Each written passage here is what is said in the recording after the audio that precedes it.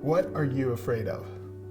Every time we see angels appearing in the Christmas story, to Mary, to Joseph, to the shepherds, the angel said, do not be afraid.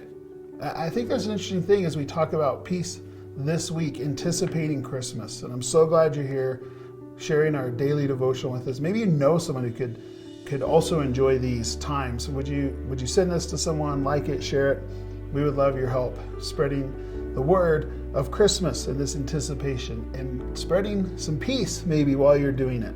When I was a kid, all growing up, our family's house, our home, backed up to our city's cemetery. So I don't know what you were afraid of as a young child, but I was mostly afraid of people walking around our yard or our house, or like coming in our house, and like all things connected to the cemetery made me really scared. And one time when I was probably around 10, 11 years old, I remember my parents seeing late at night someone walking next to our house and through our backyard, jumping over our fence, and then walking into the cemetery.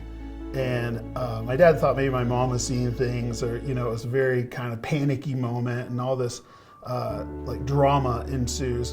And sure enough, the next morning, me and my brothers are out there investigating, and there's footprints in the soggy grass. And for weeks, it petrified me. And I would lay in my bedroom and stare at my window that was to the side of our house and wait for that guy who was just a random person just using our yard to pass through. But in my mind, he was a guy who was coming back, and he was going to cause us harm. And I remember being afraid for weeks, months, that he was going to crawl through my window and come get me, and do whatever the boogeyman does. And I just remember that fear being so real and gripping, and just staring at that window. But over and over again, we see in God's word him saying, don't be afraid. And peace isn't the absence of fear, but what it would have been for me as a kid is understanding that the greater presence there was God's presence, and that he was with me.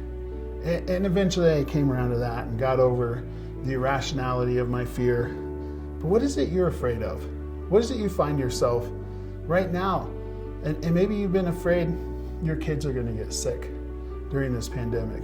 Maybe you've faced your fear, and someone close to you is gone, who was here last Christmas. And you're in the midst of, how am I going to get through this Christmas without them? Maybe you're fearing your own death, or a financial situation, or a relational problem. What is it you fear? Just as we go through these devotionals and you lean into the Christmas story, it is not accidental that over and over and over again, the words, do not be afraid, are there for us. And the only way we can find that peace that the angels offered all of the characters in our story is to understand the presence of God, to live in that reality today.